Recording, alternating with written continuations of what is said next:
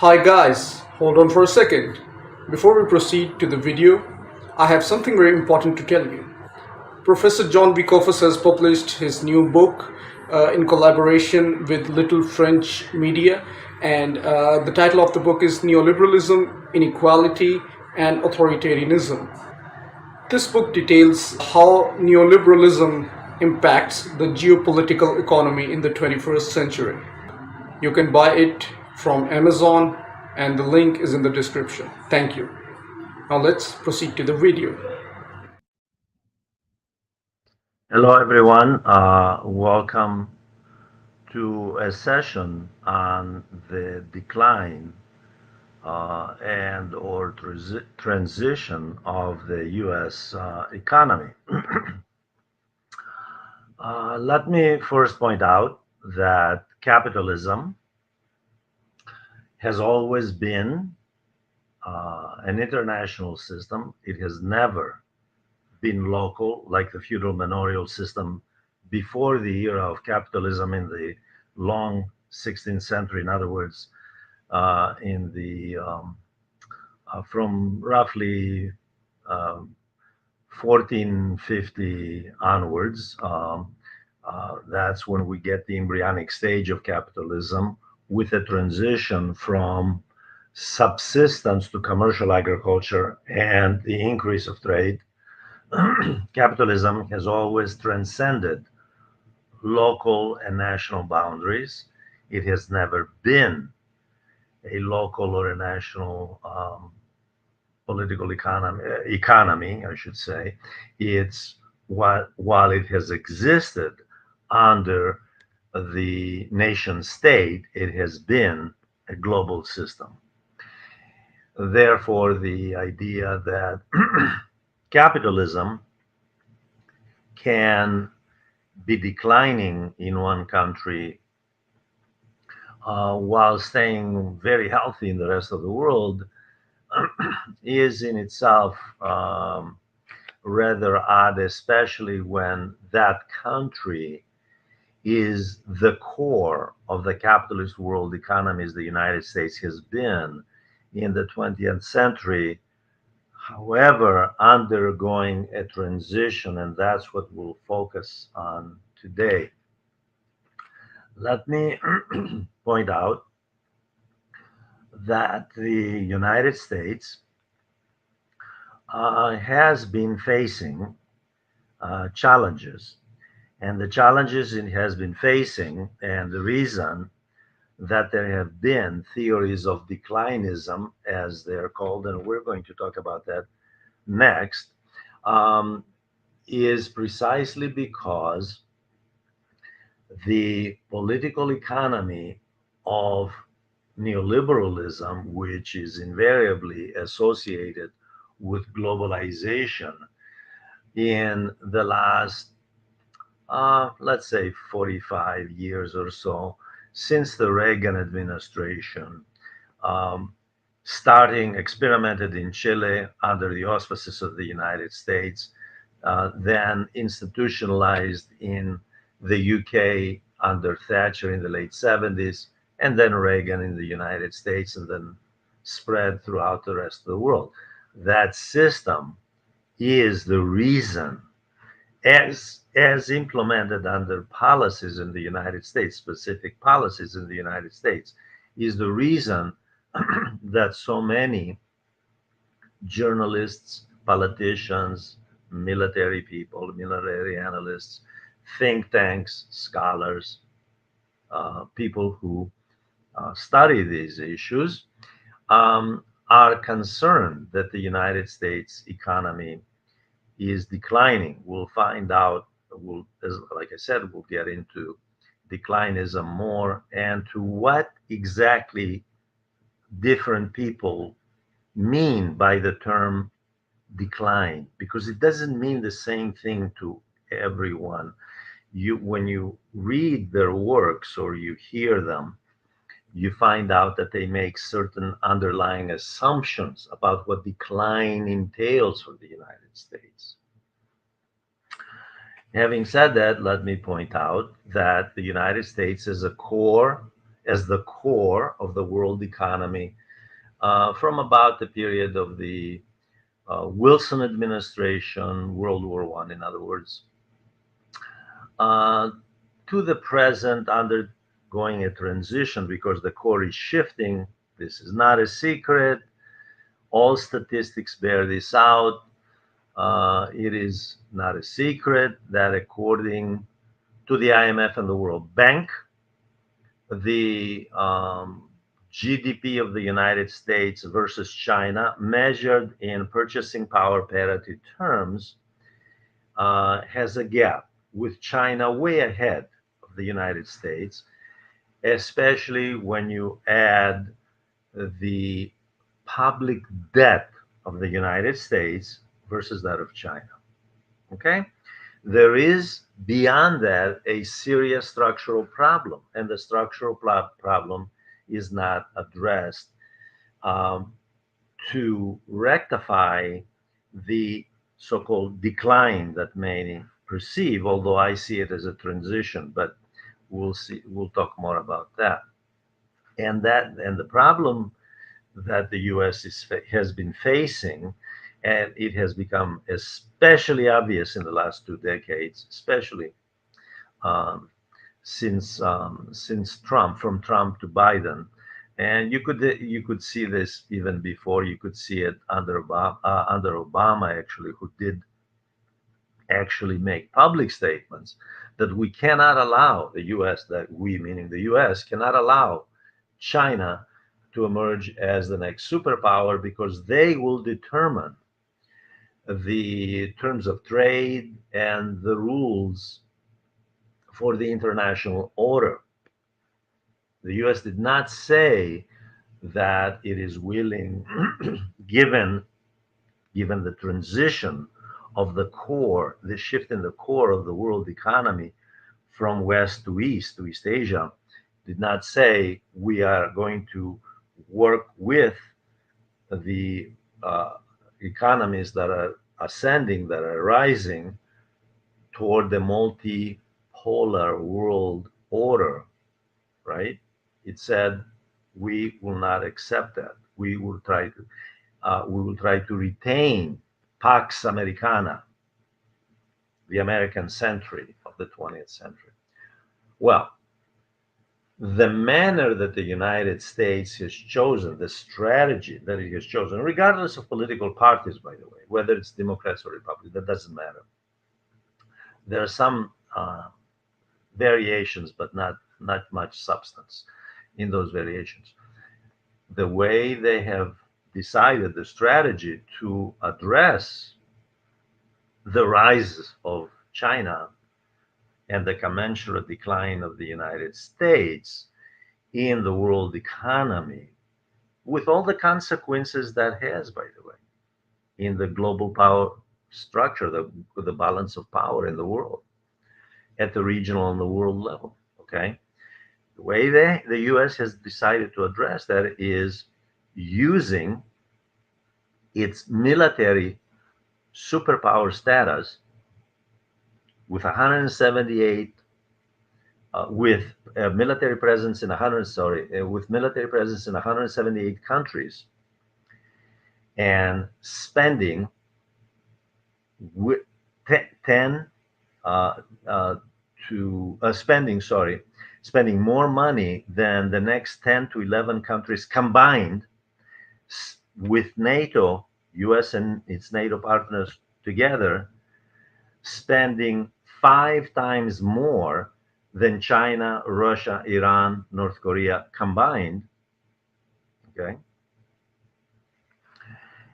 And pursuing destabilization in order to prevent the ascendancy of the economic ascendancy of China as a world power that will inevitably mean political influence and obviously geopolitical influence down the road. They know that. And so the one strategy, there is a two-pronged strategy here. I'll talk about it. One strategy is use the military as leverage, destabilize military solutions, the so-called forever war doctrine that finds even serious people who are concerned about where this is all headed within the establishment, saying, okay, where are we going with all of this, scratching their heads. um, the other part of the strategy has been weaponizing the dollar, which, by the way, is in trouble. You can't possibly have um, a reserve currency that is going to be sustained at the level that the US dollar has been sustained since Bretton Woods, since 1944, when you have a declining GDP in comparison with, of course, the rival, which is to be the successor to the United States in the world economy, namely China. The dollar will eventually uh, retreat. And it's inevitable because you can't have the dollar. You can't have the second, because in PPP terms, the US is the second largest. In nominal value, it's the first largest economy in the world, by the way. I want to make that clear.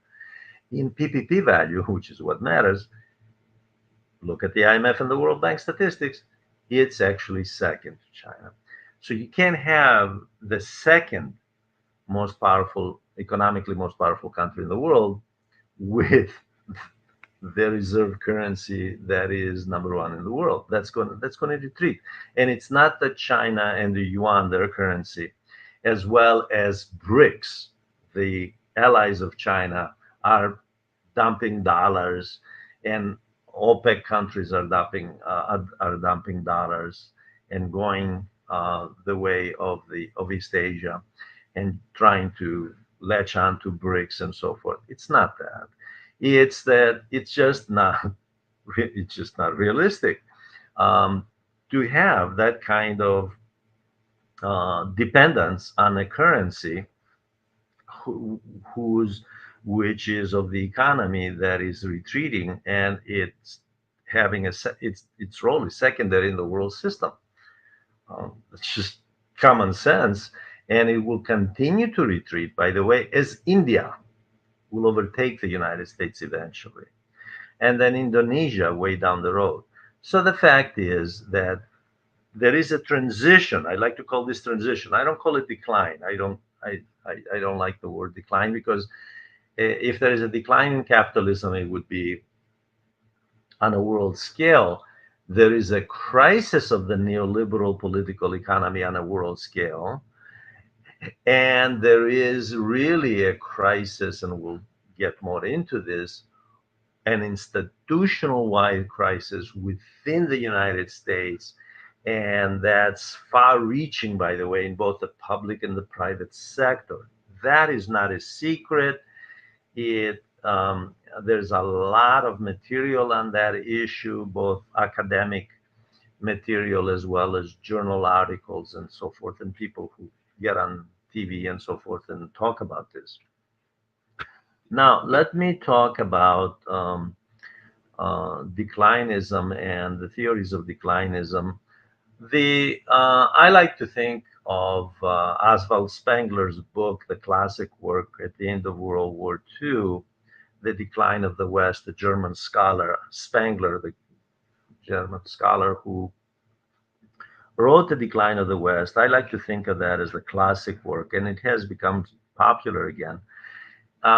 He was a serious thinker. He reflected on how the West was, in fact, declining because it had a world, it had a war, and it um, destroyed itself. Before that, there were the wars of imperialism, leading up to, as the great British scholar John Hobson wrote in 1902, he actually predicted that there would be a global war with the Europeans at the center, because they had all these imperialist wars, the global rush for markets, and they used military means to to try to achieve that. Exactly what the US is doing right now. Self-defeating policies. Self-defeating policies. And just as the Europeans drag down their allies, the US is dragging down its allies, by the way, with what it's doing. Now, it is also, I forgot to mention, it is also using, um, besides the dollar, I didn't mention the dollar, the decline of the dollar, weaponizing the dollar, and yet the dollar is on its way to be declining. I mean, it's inevitable, it's going to be declining. Um, the US is using sanctions, it's using tariffs, it's using economic nationalism, which is contrary to neoliberalism, the spirit of neoliberalism, which is about free flow of capital, crossing borders, free markets, an economy that transcends national borders and that is not constrained by such regulations. The U.S. However, its European and Japanese partners, and also South Korea, Australia, and Taiwan, are being dragged into this mode uh, because the US has been pressuring many of them. And especially, let me zero in because there was a really brilliant article I read recently by a Westerner, actually, but in a Chinese newspaper, of how the U.S. Has been pressuring Holland, for example, as well as other countries, to make sure that they don't transfer technology to China in the domain of the semiconductor industry and artificial intelligence, which, of course, as many believe, and no, this is no secret, you can just watch the stock market performance of artificial intelligence stock, and you can see they've been going up and up and up in the last few years. The fact is, however, is that there is retaliation, and for a very simple reason: China has dominance, and I mean a huge dominance, in a very important sector that is both related to high tech and defense. That's rare earth elements. They use that. They can use that at any time. Without those, you have the considerable slowdown in both of those sectors. In other words, they have the leverage because just by accident on their land, they have these minerals. Okay. And they have used it, and they will tighten the screws if they are pushed to the wall. Now, it is obvious that it's not in their interest. They know that. They're the first ones to know that. And the US knows it, and the G7 know that.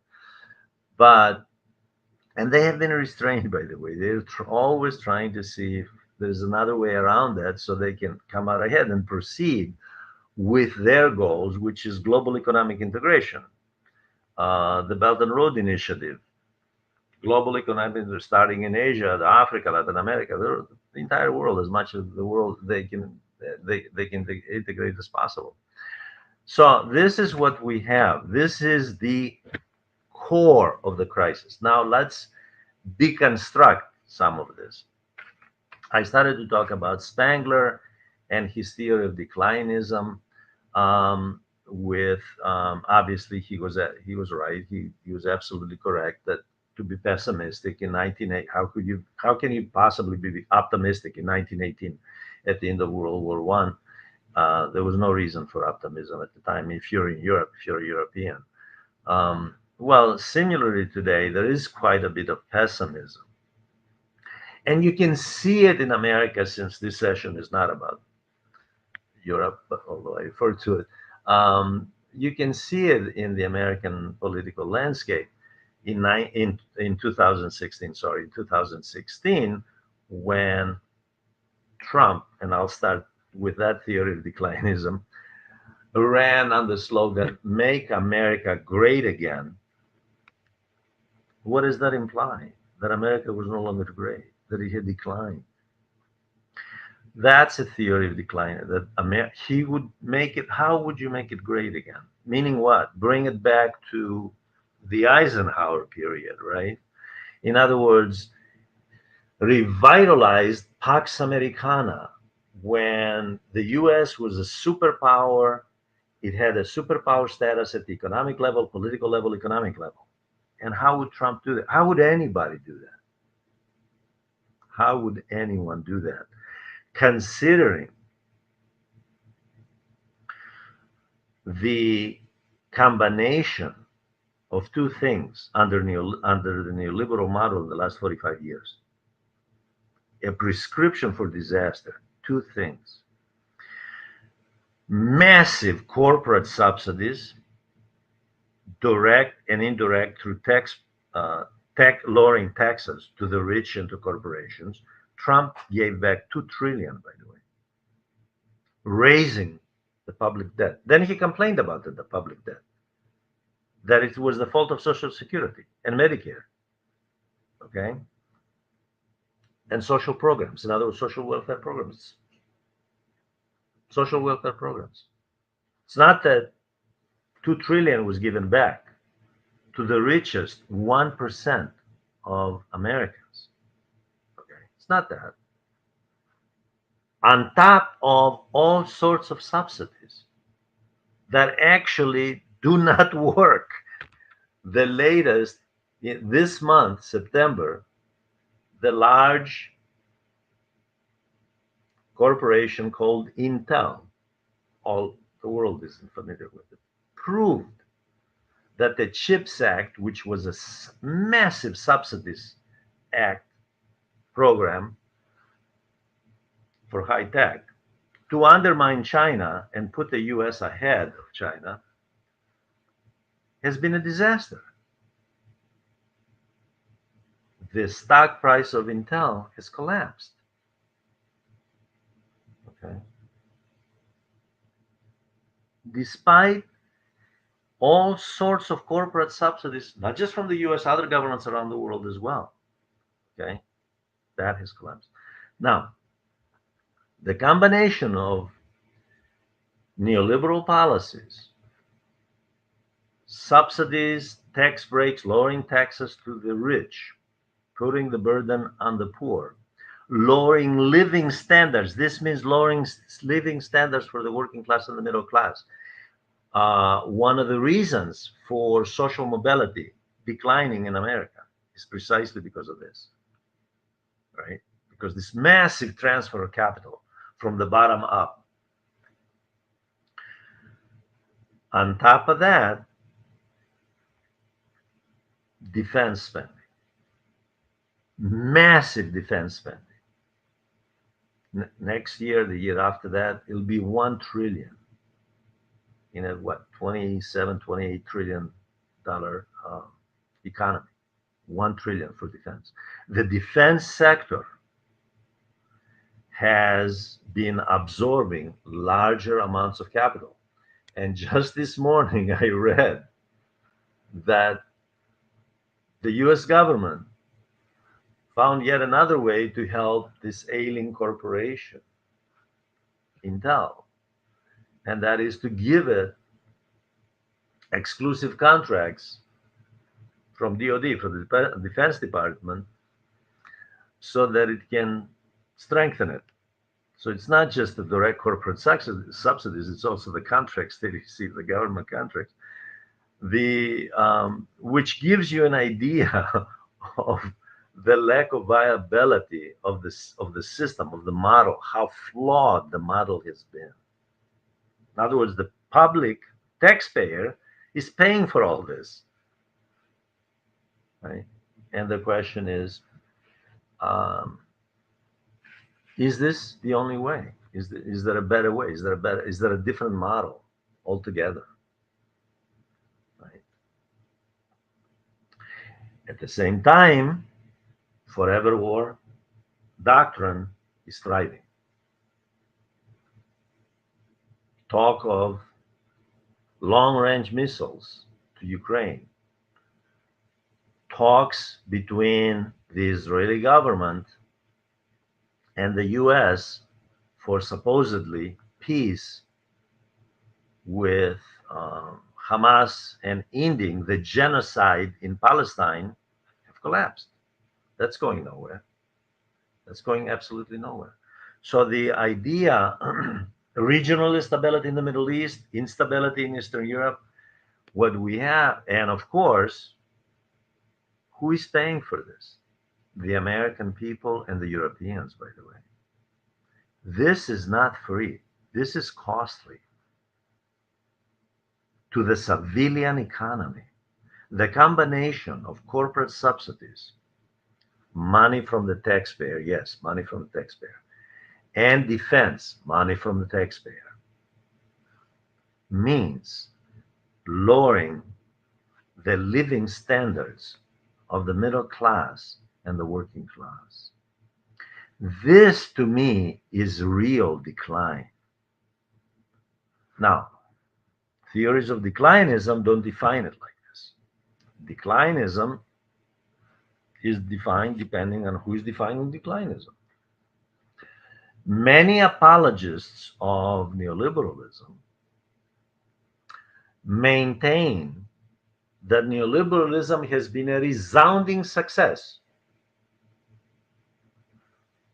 Now, when you read or you hear their arguments, they always compare, they use metrics of the US, everything from GDP to innovation in technology to new drugs, um, to capital accumulation, to investment, corporate investment. All the metrics are all of that is compared with countries that are not doing as well, namely Europe, by the way, namely Europe. But why is Europe not doing so well? Because it is an appendage of the US based core economy, the transatlantic core economy. And the Europeans, it's not the fault of the US, decided freely on their own that their fate rests with the US in its containment policy of China. China has said, let's cooperate. No matter who visits Beijing and has these nice meetings with President Xi Jinping, he keeps repeating the same thing. It's in our mutual interest to cooperate. We can all win here. Let's not do this. Let's not have your navy in the South China Sea. Let's not have confrontation in the Taiwan Strait. Let's not have the Philippines agitate with our naval forces. We know you're behind this. Let's have economic cooperation. Let's all win. The US has not chosen this route. The US has chosen what used to be called in the 1970s, a number of scholars. Actually, this has its origins. I'm sorry, this has its origins in the 1950s, but in the U.S. In the 1970s, it became popularized. It was called containment militarism. So containment through military means. The U.S. has decided to use its considerable military. No matter where it goes, China goes to Africa, it offers loans and infrastructural development and social development, by the way. US goes to Africa and offers military bases for itself. The focus is not on economic development. And then it complains. It complains. Well, why are the Chinese integrating China economically and were excluded? Because you went and you built a military base. You are focused on geopolitical issues and they're focused on geoeconomic issues. That's the reason. Their focus is different. Their focus is on global economic integration, not global geopolitical integration, and using that as leverage and hoping to slow China down so that the US can retain Pax Americana, its superpower status at all levels. You see. Now, um, there are many in the declinist theory movement who argue, when you read a lot of these articles, some books that have been around for a number of years now, especially, by the way, since 2008. I'm sure people remember the crisis of 2008, the Great Recession, as it was called. And if it weren't for social welfare safety net, it would have been depression. Um, these theories have been around for a long time, and especially coming, like I said, after 2008. And there have been those who have argued that, well, it's the end of neoliberalism, or neoliberalism is undergoing a crisis. And actually, what we have seen since 2008 is the digging down toward more neoliberalism. No retreat from this political economy, from this model, from this experiment. No retreat at all. No retreat from transferring money, income from the working class and the middle class to the capitalist class and lowering living standards. No retreat from raising the retirement age. No retreat from class warfare against the working class, against trade unions, against collective bargaining, against raising the minimum wage. No retreat in the United States or much of the world, by the way. None at all. I just recently read, at least the GOP in the United States, that is the Republican Party, wants to clobber Social Security, take out, I forget how many trillions in the long run out of Social Security. To do what with it? Corporations, the richest 1%, and defense. And then, right, the so-called experts, including, by the way, people that one would hope and pray would be serious, who work at, I'm excluding politicians because I understand they have an agenda to grind. I'm excluding people who are in business. I understand they're trying to make a buck, fine. But academics, people who would otherwise should be serious, working for some very prestigious universities, regardless of what, all universities are great, but especially some of the leading universities come out and they become the mouthpiece of the status quo, of this status quo, the neoliberal militarism status quo. Okay. And they argue that, yes, this is the way to make America great again. And yet, there is no sign, zero sign, that the United States has been made great again since 2016, when Trump introduced that slogan, the political slogan, a popular slogan, which is empty, by the way, it means nothing. Um, in any event, the elites in the United States have decided to go along with containment militarism, to go along with forever war doctrine, to go along with sanctions and tariffs. Now, there have been some voices that are cautious about this because they make a lot of money in China, and the U.S. corporations, European corporations, they made enormous profits from China in the last 30 years, 40 years or so. Enormous profits. They need China. The head of, besides Bill Gates, I should mention Bill Gates, it's the United States after all, but the fact they had the chief executive officer of Mercedes-Benz has made it very clear that without China, the company is really not going anywhere. They need China.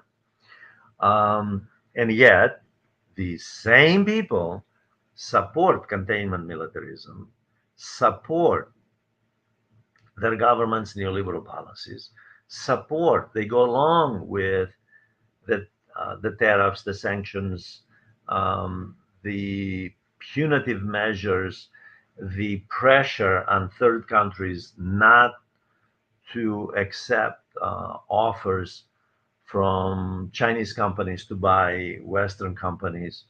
Just recently, by the way, the US turned down a deal from Nippon Steel. This is a major corporation in Japan to buy an American steel company.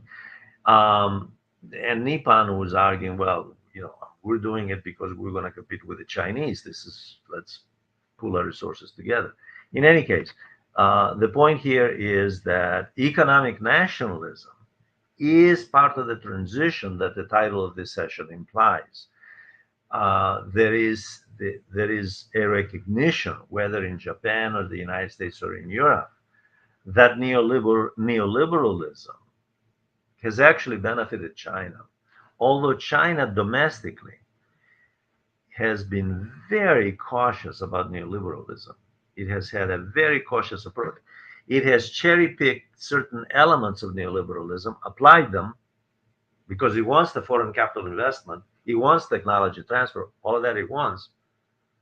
But there are elements of it doesn't want because of the strong state structure where the government still dictates um, long-term economic planning, social development is part of the government policy, right?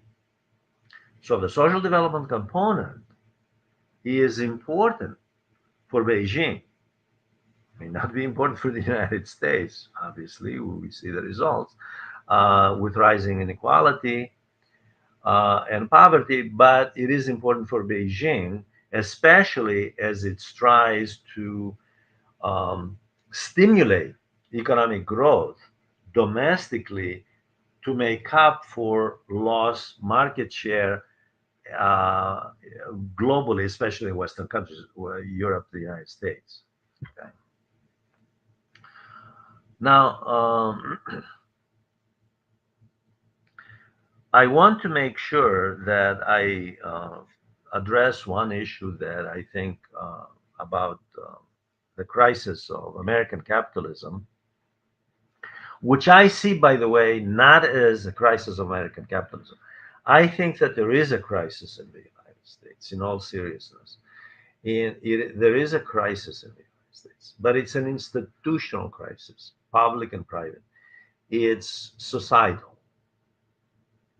It's from universities to mega churches with these mega church priests who are multimillionaires riding around in private jets while preaching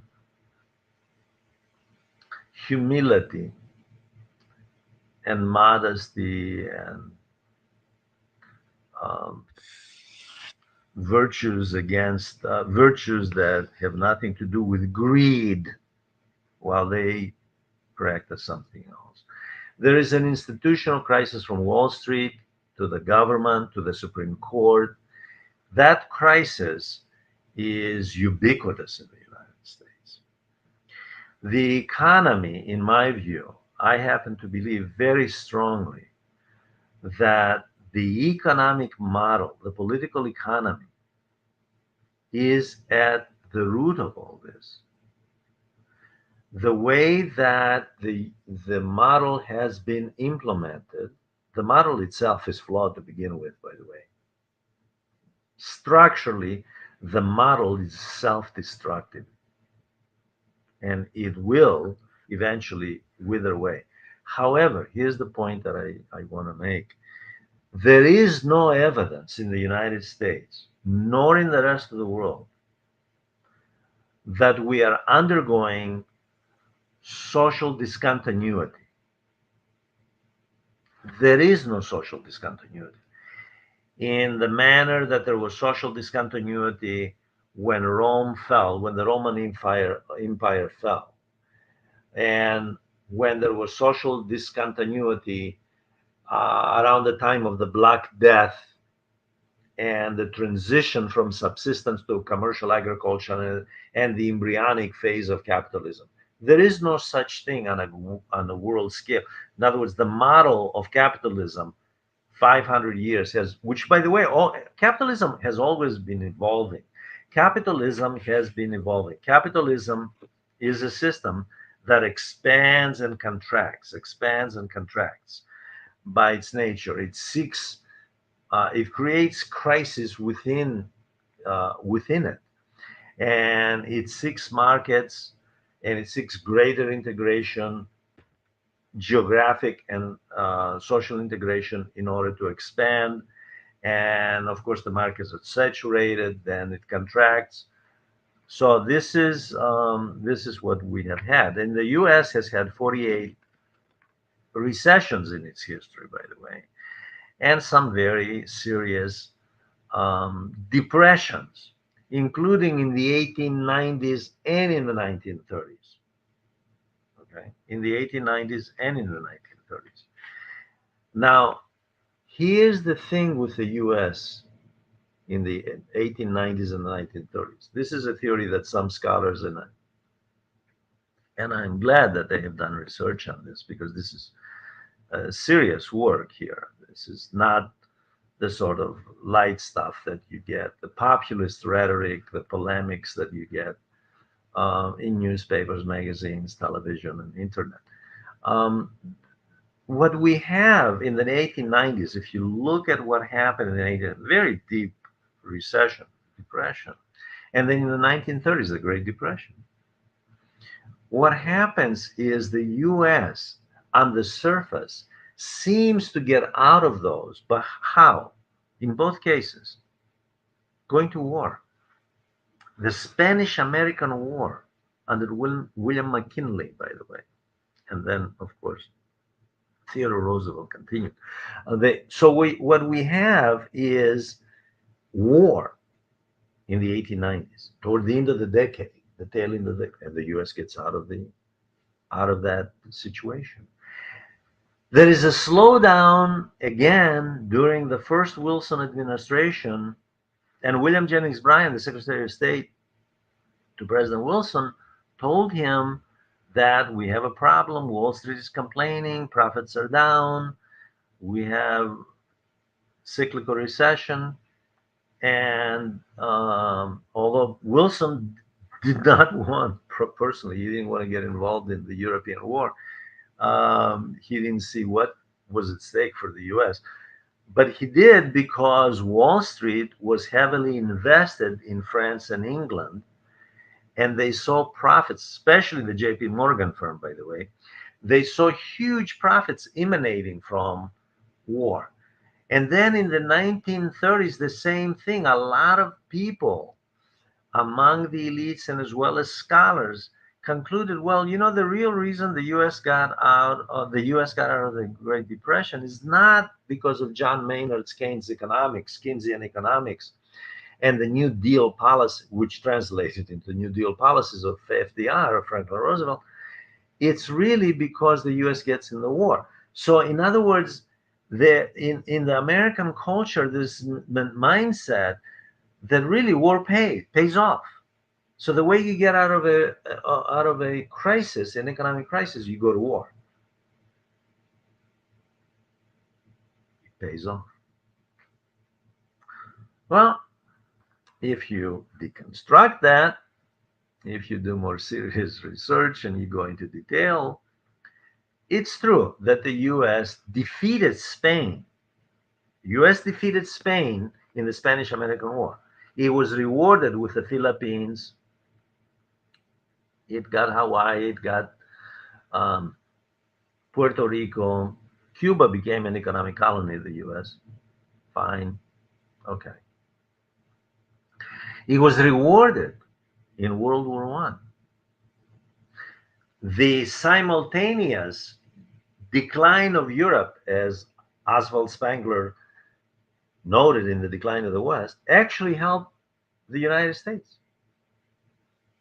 US moved right in, Latin America, okay, following the mandate of the Monroe Doctrine in 1823. This hemisphere belongs to us, hemispheric power. We don't want extracontinental powers interfering. So the U.S. had already established the doctrine. The doctrine never materialized until the U.S. started moving in after the Spanish-American War and having ambitious plan about integrating the entire Western Hemisphere under its auspices and exploiting it economically for its corporations, by the way, okay, from Mexico all the way down to Argentina and Brazil. That paid off, right? Except that there were excesses in capitalism in the 1920s, the so-called dance of the millions era of the 1920s. Excesses of capitalism, reckless investment by banks. And there was the crash of 29, Great Depression again, in the 1930s. And Roosevelt comes along um, to save the capitalist system through Keynesian policies, through a democratic system that provides a social safety net, tries to stimulate the economy with a strong state structure, by the way, right? The U.S., however, did get into the Second World War after Pearl Harbor, and the conclusion was that's what saved the U.S. economy, not Roosevelt's New Deal.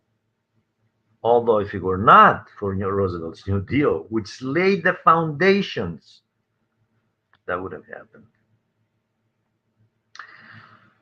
So the mindset in the American culture, in American economic history, if you study American economic history, you see that there's this mindset. War pays. War means prosperity. The question is, does it mean prosperity? There have been empirical studies which show, for the last 500 years, not just the US, European countries as well, that it doesn't in the long run. Immediate stimulation, it's true, because the government borrows like crazy, but it does not account for sustainable economic growth in the long term for the duration. The US in 1944, before Hiroshima and Nagasaki, before the end of the war officially, created a system, the Bretton Woods system, with the IMF, the sister banks, and the World Bank, to make sure that under its aegis it integrated the world economy and left the Soviet Union and its allies out. That was the key, not the war. Okay. The war, if anything, if you want to use a good example of how wars ruin, look at Vietnam.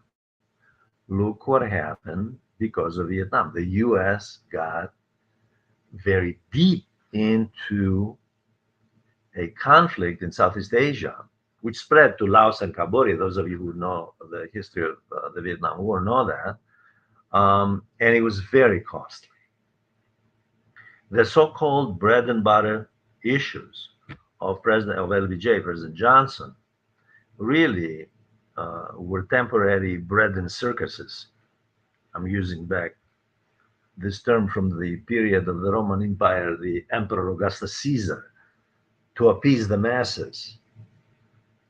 That's all it was, a temporary fix. The crisis was settling in. Now, it exploded in the 1970s. The crisis, when the Vietnam War, when the US finally retreated, finally, the crisis exploded with two revolutions in Iran and in Nicaragua. And there was this doom and gloom in the US. And at the same time, the US had to, in the gold standard, go into flexible currency. This is during the Nixon period in 71. And it had rise of Japan, the rise of Europe, France, by the way, was challenging American hegemony. So they were, or not challenging, but questioning American hegemony, America's leadership. So there was this crisis, which leads us right into the neoliberalism under Reagan. That's the environment that Reagan came in. That's the environment in which he came in. He comes in and he talks tough, he talks strong. He's going to make America what it was once was. Declinism under Reagan, by the way. Reagan ran on that. America is not what it should be. It's not Pax Americana of Eisenhower. So he fully implements neoliberalism. And neoliberalism seems to be the panacea. And just by historical accident, neoliberalism, and this is where we get the decline of capitalism, by the way, American capitalism, as it's called in the popular media and popular talks, um, just by historical accident, the U.S.-Soviet confrontation was at its zenith under Eisenhower, and it had reached a level by the Reagan period when Mikhail Gorbachev comes in and he sees the mess that the Soviet Union was in, trying to finance a number of operations from Afghanistan, also support Cuba, Vietnam, and so forth. And he agrees to massive reduction of nuclear weapons, and he agrees to a transition. And finally, of course, there is the dissolution of the Soviet Union. And here is where the American elites got it all wrong. From Samuel Huntington to many others who believe, Fukuyama, who wrote The End of History, for example, who believe that the US is the only superpower in the world left. That means that the neoliberal model implemented under Reagan is reigning supreme. There must be something good here. So the coincidence of historical accidents deceived many in the United States, among the elites and the academics. Francis Fukuyama's work, The End of History, Samuel Huntington's The Clash of Civilizations, many others um, placed their faith in the American capitalist system at a time, this is in the 90s, at a time that it was actually, no one could see that this was declining. It was actually already in crisis. The system was declining because there was another historical accident taking place. The economic ascendancy of China. And in their greed, Western corporations, including American corporations, right, massively invested in China. They figured, hey, a lot of people, a lot of stuff to sell them, cheap labor galore, let's make money. And they did. They did. They made a lot of money. China, however, did business differently because of quasi-statist policies that China pursued. Right? We keep the technology information. We have the state has a huge role in economic planning, in social development, in technological development. And China, the Chinese Communist Party, this is one party state, right? No doubt about it, will maintain a role in making sure, while it allows foreign investment to come in, there are conditions. And the conditions are Chinese companies are going to learn from that and move on. Exactly what the US fears and the West fears today, that they have moved on too far and now they're trying to slow it down through containment policies. So this was an accident also in history, coincidence in history. And this too was part of um, what accounts for the accidental decline. Now, no one is to blame, by the way. This idea, and I'll get into, I don't know if I have time to get into this, but because we're already almost up on the hour, but this idea that everybody is to blame for the decline of America, from trade unions, women's rights organizations, the liberals, the leftists, the progressives like Bernie Sanders, for example, in his ilk, right? Um, the those demanding the rights for minorities, the rights for immigrants. So you go after immigrants, you go after minorities, you go after women's groups, after against abortion. All of that is distraction. That has absolutely nothing to do with the political economy of the United States. Zero. The political experiment known as neoliberalism contains the seeds of its own destruction. It has nothing to do with Mexicans and Guatemalans coming across the border. It has nothing to do with a woman seeking abortion. It has nothing to do with Boeing workers demanding higher wages and safety conditions and so on. It has absolutely nothing to do with that. The model itself is flawed. The model based on deregulation, massive transfer of wealth from the bottom up, and militarization and using of the entire country, militarizing the police, by the way, too, having actually having the police model the military in terms of how they operate in a country where um, I don't need to point out has a serious problem with crime. It's not a secret, okay? And there is a direct correlation between the lack of social development in the United States and crime.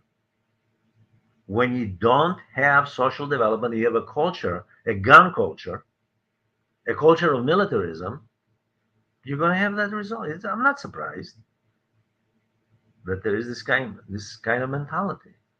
It's natural that they would. Of course they would. They live in there. They live there. They don't live in Switzerland. They live there, right? So anyway, the blame for those who blame goes to everybody, except the system, except what the real cause is, which is the neoliberal model combined with militarism, the forever war doctrine. They'll blame Russia. Russia, by the way, I want to make sure people understand something because I'm old enough and I lived through this. Um, the US clamored for decades to end the Soviet Union, the Soviet bloc. Okay, it succeeded. It's no more. It was no more. The US supported, okay, the non communist regime, Boris Yeltsin. Yes, he had problems with alcohol. There were all kinds of US advisors and Western advisors that gave advice. Jeffrey Sachs, by the way, was included, gave advice. I like Jeffrey Sachs. He's a fine analyst, by the way. I want to make sure uh, to mention that. But they advised Russia to become like the West, but they adopted the worst traits of capitalism and created oligarchic capitalism linked to the Kremlin and kept the militarist aspects of the old Soviet Union. Now, with regard to the war in Ukraine, historically, long before Vladimir Lenin, long before him, before the Bolshevik Revolution of 1917.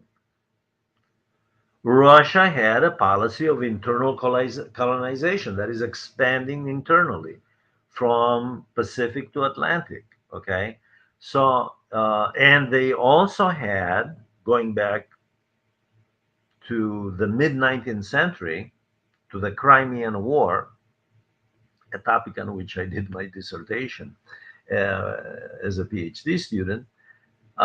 They had a policy of securing a strategic buffer zone for themselves because they felt insecure with the Europeans right under the neck, breathing under the neck, in the West. Okay, so I'm not surprised by that kind of obsession, security obsession.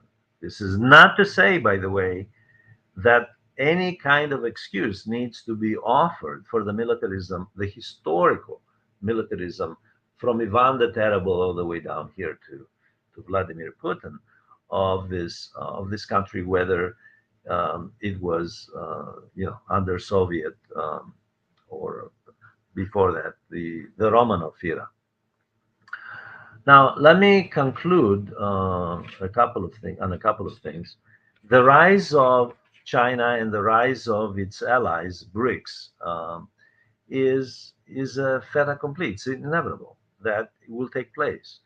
The question of managing the transition is at the core. What is the U.S. willing? To what degree is the U.S., as the late Henry Kissinger used to say, what limits are you willing to put on your own power in order to gain something down the road? What is the U.S. willing to do to avoid complete disaster? As we have seen a lot of rhetoric, by the way, about World War III, and I did a video on that a few weeks ago on World War III, the possibility of a global war. And there's always a possibility. You never know. It can be by accident. Hopefully, it'll never happen, but you never know. And that, coming that close to dangerous, reckless games, military games, risking global war for market share because Pax Americana is finished. It's just that the elites in the United States haven't realized it. It's finished. It doesn't matter.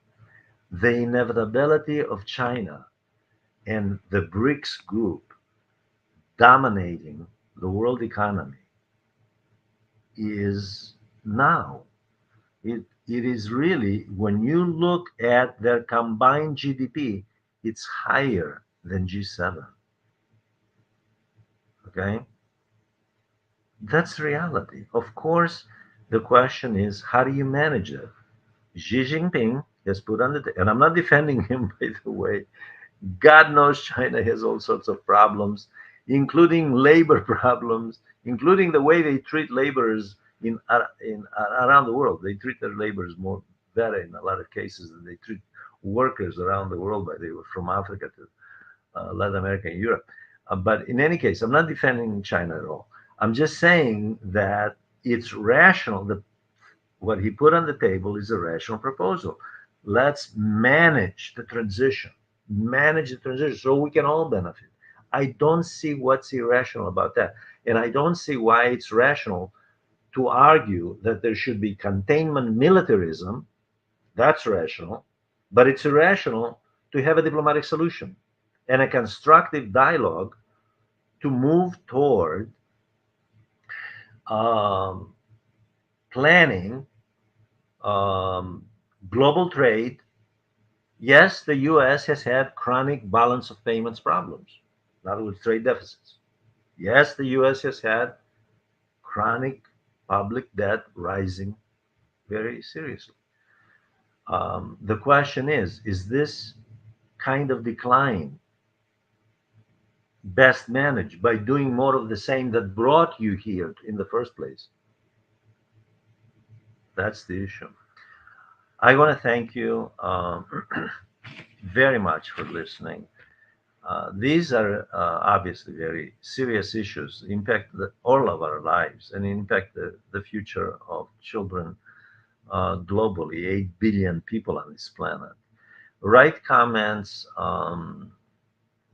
ask questions, we'll answer them.